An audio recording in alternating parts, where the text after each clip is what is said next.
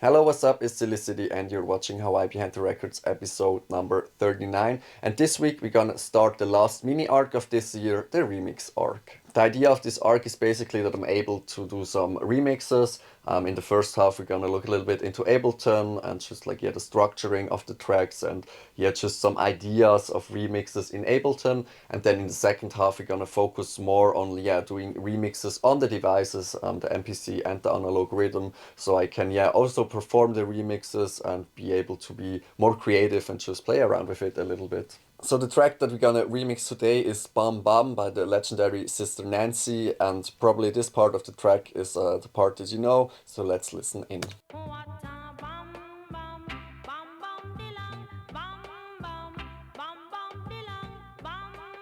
The first step in creating a remix is basically getting the stems. The stems are like the single parts of a track, like the vocals and the instruments or whatever.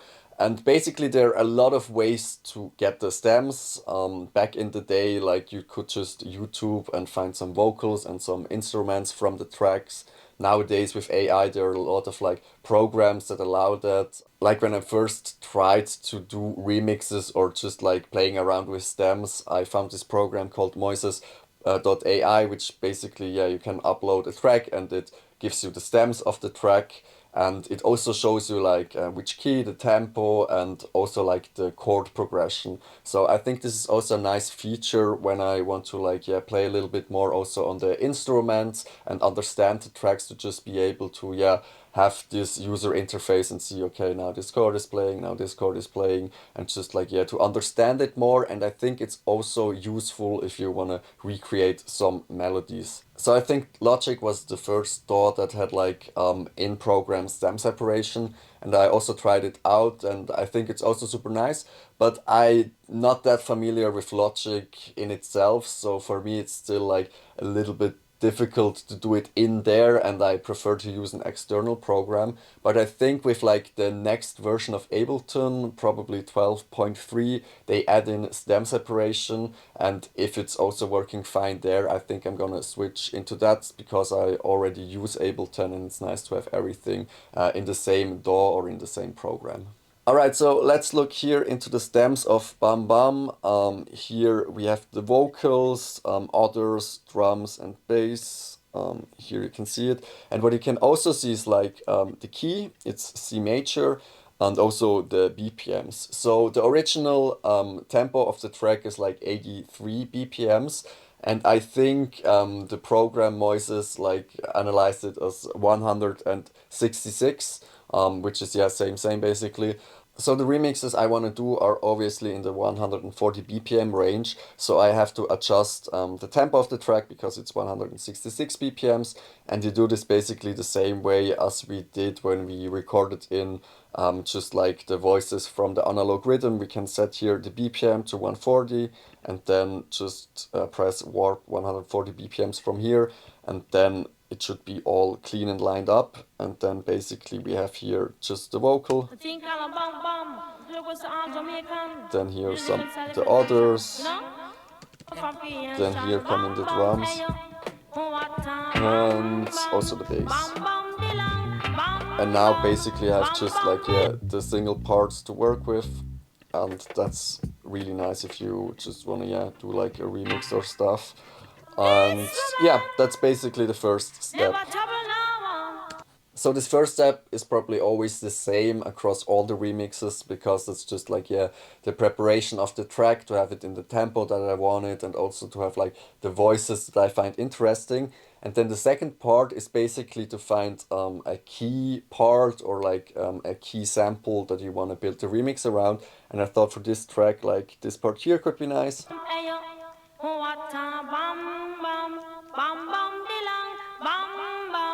Because it's also the most familiar and prominent thing in the track. And what I did then is basically just copy that part, you can select it and copy it.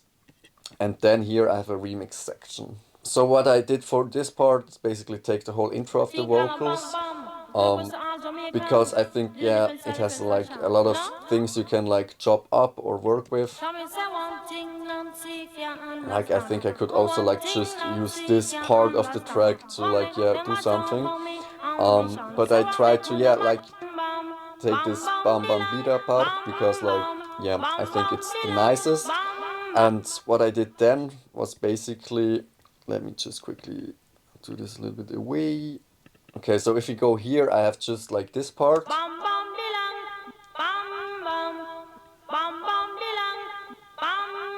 Then also a second chop.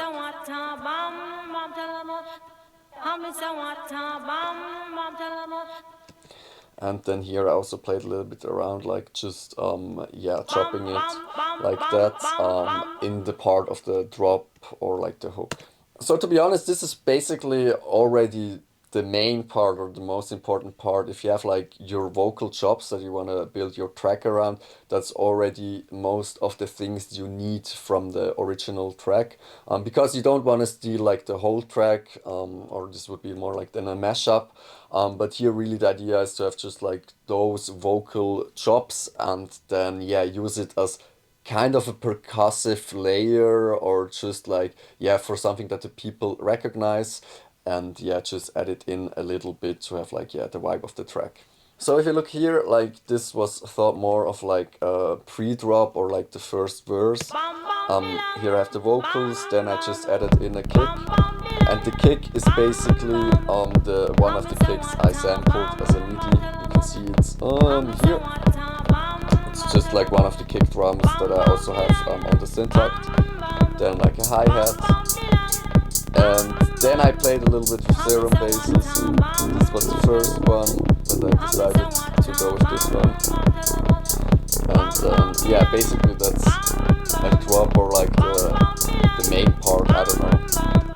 So this is basically already like just playing around with the sounds and seeing what is possible, what could be a vibe, and then I didn't do that much. I just have like, yeah, the sample here, then the envelope follower that gives me like the sidechain, and then here the hi-hat is also like just a stock sound from Ableton or a stock plugin that you can use. And yeah, this basically is already like a nice sketch of an idea of yeah, what I wanted to do.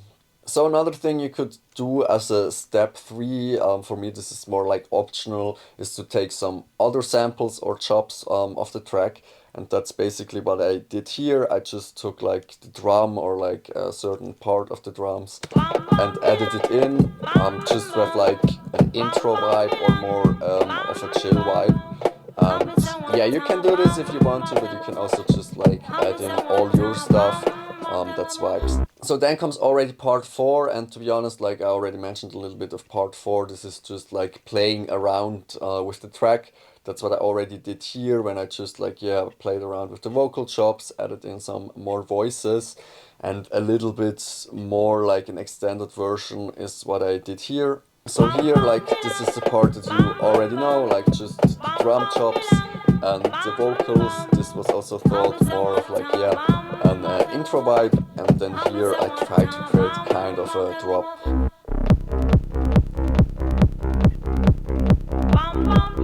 Then again, like just chopping up the vocals here. And then I just started playing around a little bit with like, yeah, adding in some more elements like the hi-hats. Then I also recorded my voice for a drop part here, and with the drums I basically just recreated with the MIDI what was already here in the loop to like, yeah, add it in a little bit more. Then it sounds like this.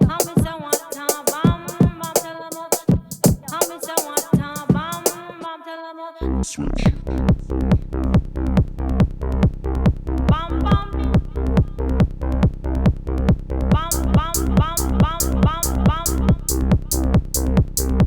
Then I also played around a little bit more with the drum sample, because I thought, yeah, it sounded nice, and I just like, yeah, made it double the speed, and then it sounded a little bit more like, yeah, drum and bass.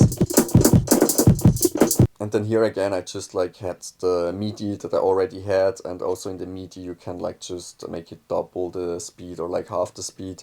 Yeah, just to be able to like, yeah, layer it and also like, yeah, recreate it a little bit more. Then I basically just played around with the sounds a little bit more and created like a second drop with like a mid break.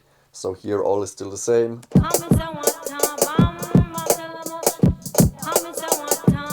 Here comes like the alternative drop.